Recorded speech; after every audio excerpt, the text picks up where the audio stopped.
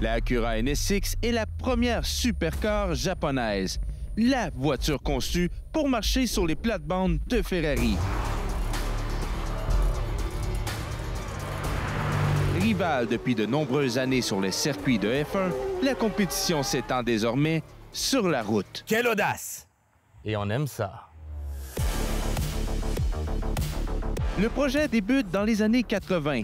Le boss, Soichiro Honda, ne veut pas seulement construire une Ferrari, il veut faire mieux. Meilleure visibilité, meilleure fiabilité, une conduite plus raffinée et des coûts d'entretien qui feraient rougir une Ferrari. Mais surtout, une voiture plus abordable. OK, fait que dans le fond, c'est un peu une Ferrari pauvre, là. Ouais, mais une Ferrari pauvre meilleure qu'une Ferrari. Écoute, juste te dire, là, la F355 se vend à peu près le même prix aujourd'hui qu'une NSX.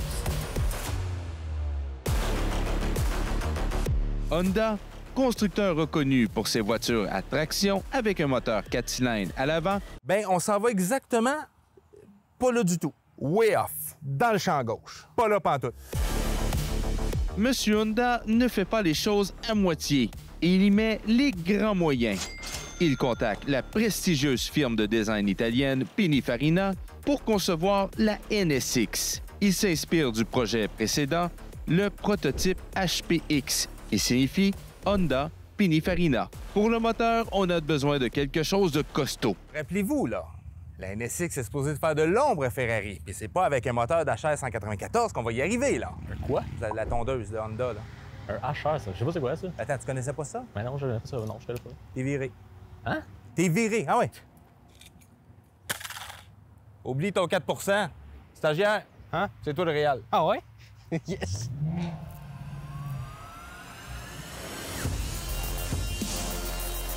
Honda décide d'opter pour un V6.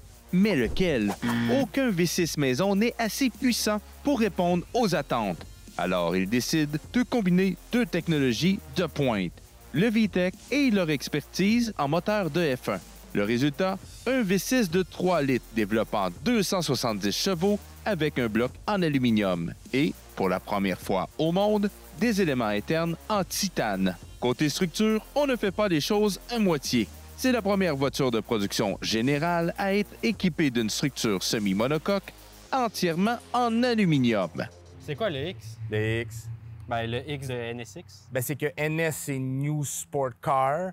Puis le X, ben, il y en a qui disent que c'est expérimental, mais dans les faits, Honda dit que c'était plus pour inconnu, parce que le X, c'est un nom inconnu en mathématiques. Là, ça ressemble pas mal à du pelletage de nuages dans un bar de Montréal, sur le plateau, en écoutant un show de slam, là, tu sais. Construire, c'est bien, mais il faut tester. Et Honda fait appel à nul autre que Senna en personne pour aider à la conception.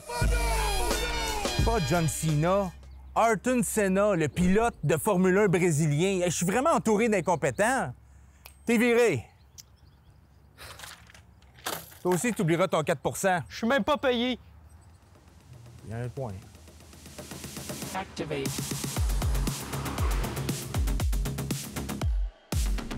Et voilà. Tu sais, on regarde dans ces années-là, les Ferrari, là. C'est pas l'intérieur qu'on voit aujourd'hui, là.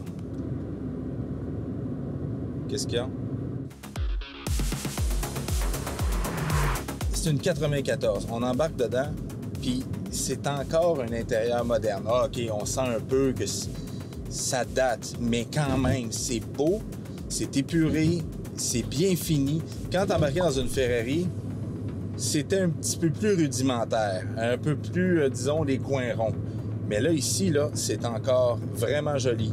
La seule chose qui trahit son âge, c'est le radiocassette.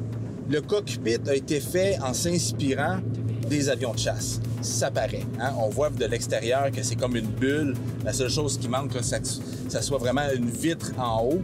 Mais heureusement, c'est du métal. Ça a renforcé le châssis. Mais le 360 de la voiture, écoute, vous voyez tout. Ce qui n'était pas le cas dans une Ferrari, même dans une Porsche à l'époque.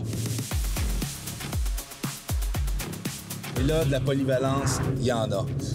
Bon, si on regarde le front, il y a le pneu de secours. Et là, tu te dis, bon, ben là, si j'ai une crevaison, je mets le pneu de secours ou je mets la roue. La roue principale est beaucoup plus grosse. Ils ont pensé à ça. Il y a de la place à l'arrière. On voit même que c'est arrondi dans la valise arrière qui peut supporter au moins 2 sacs de golf. Encore une fois, un autre point pour Acura. Bon, là, vous vous dites, oui, mais là, la NSX est parfaite. Attention, il y a quand même eu des bobos. Il y a eu dans la première année des essuie-glaces quand tu étais en haut de 200 km/h. Les essuie-glaces étaient complètement déformés. Avec la force du vent, de la façon qu'ils étaient placés, il n'y avait rien à faire. Mais Honda ont vite corrigé les essuie-glaces en mettant un petit moteur électrique pour renforcer les ressorts et que l'essuie-glace reste bien collé sur le pare-brise. Maintenant, voyons une petite accélération. 8300 tours pour un V6. Mais les freins ont toujours été le cheval de bataille pour la Acura NSX. Quel autre défaut? La suspension. C'est vrai, t'as raison. À basse vitesse, à vitesse moyenne, c'était une suspension qui donnait des performances vraiment, vraiment correctes. C'était confortable, c'était relativement sportif. Mais à haute vitesse, c'était pas tout à fait ça. Fait qu'on voulait avoir une voiture qui jouait avec les supercars, mais aussi les GT, les Gran Turismo, qui étaient vraiment plus confortables et plus agréables à conduire à tous les jours. C'est vraiment pas banal. Les plus grands de ce monde ont acclamé cette voiture-là comme une des meilleures voitures sport de son époque. Je la conduis aujourd'hui, c'est pas un V8, c'est un V6 situé à l'arrière. Et je vais vous dire, c'est quand même toute une machine. Tu sens la voiture est tellement balancée. T'sais, c'est une voiture qu'on serait supposé d'essayer sur une piste de course, j'en conviens. Je vais pas commencer à apporter cette bagnole-là qui est exceptionnelle, de collection comme ça sur une piste de course. Cette voiture-là, en ce moment, la valeur marchande est de 140 000 $. Acura ont réussi quelque chose, mais ils l'ont pas réussi à la bonne époque.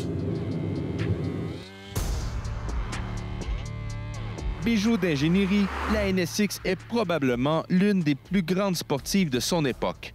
C'est un véritable accomplissement sur le plan de la conception, mais malheureusement n'a pas eu un succès commercial. Le monde n'était tout simplement pas prêt pour une voiture exotique équipée d'un V6. Ce que les gens voulaient, c'était des V8. Honda a retenté sa chance avec la seconde génération, cette fois en version hybride. Et l'histoire se répète. Des voitures qui n'ont pas eu de succès commercial, mais qui sont une mine d'or pour les collectionneurs. Bon, ça, je démissionne.